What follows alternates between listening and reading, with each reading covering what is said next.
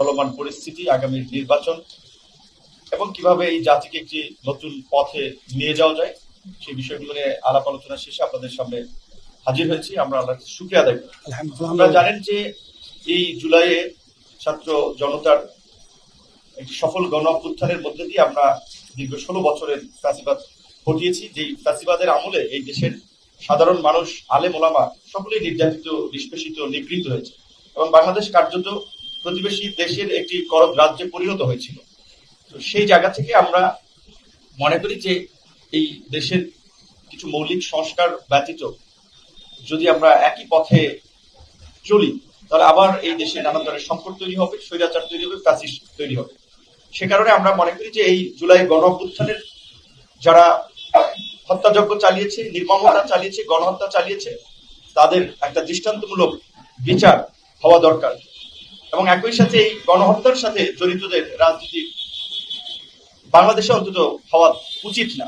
আমরা তো ইউরোপ আমেরিকার চেয়ে ধরেন বেশি উদার না বলতে গেলে আর কি বিশ্ববাসীর চোখে। সেখানে জার্মানির যে নাৎসিরা কিংবা ইটালির যে মুসলিমের পার্টি সেটাও কিন্তু নিষিদ্ধ হয়েছিল। সেই জায়গা থেকে আমরা এই গণহত্যাকারীদের রাজনীতি নিষিদ্ধের বিষয়েও আলাপ আলোচনা করে, যেটা পিসাবও বলেছে, এবং দ্রুত বিচার যতটুকু সম্ভব সম্পন্ন করা এবং একটা গতি আনা, এই বিষয়গুলোতে আলোচনা করে আমরা একমত হয়েছি। এবং ইসলামী আন্দোলন এবং গণ অধিকার পরিষদের দুটো রাজনৈতিক অবস্থান এটা অনেক আগে থেকে, বিশেষ করে এই সংখ্যানুপাতিক নির্বাচন বা পিয়ার পদ্ধতির নির্বাচন, আপনারা জানেন আমাদের দল ঘোষণা হয়েছে 21 সালে। সেই 21 সালে আমাদের 21 দফা কর্মসূচির ঘোষণাপত্রই আছে যে ভারসাম্যপূর্ণ সংসদের জন্য এই সংখ্যানুপাতিক নির্বাচন। এই বিষয়টা আমরা দুই দলই অনেক আগে থেকে একমত, আমরা বলে আসছি এবং আমাদের রাজনৈতিক অবস্থান আমরা এখনো বলে যাবো, আমরা এই জায়গায় একমত আছি। একই সাথে আপনারা লক্ষ্য করেছেন যে এই গণ অভ্যুত্থানের পরপরে আমরা বলে আসছিলাম যে ফ্যাসিবাদী আমলে অনুষ্ঠিত স্থানীয় নির্বাচনগুলো যারা ভোট ডাকাতির মাধ্যমে জনপ্রতিনিধি হয়েছে তাদের বিরুদ্ধে ব্যবস্থা নেওয়া দরকার, নির্বাচনগুলো বাতিল করা দরকার।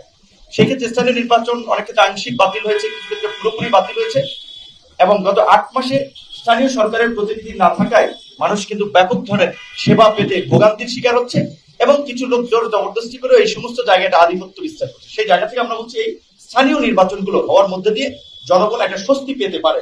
যেহেতু জাতীয় নির্বাচনের আগে সংস্কার হবে, তার জন্য কিছুটা সময়ের প্রয়োজন, জাতীয় ঐক্যমত্য প্রয়োজন, অথচ তার আগে স্থানীয় নির্বাচনটা হতে পারে। এই বিষয়ে আমরা দুটো দল আমরা একমত হয়েছি।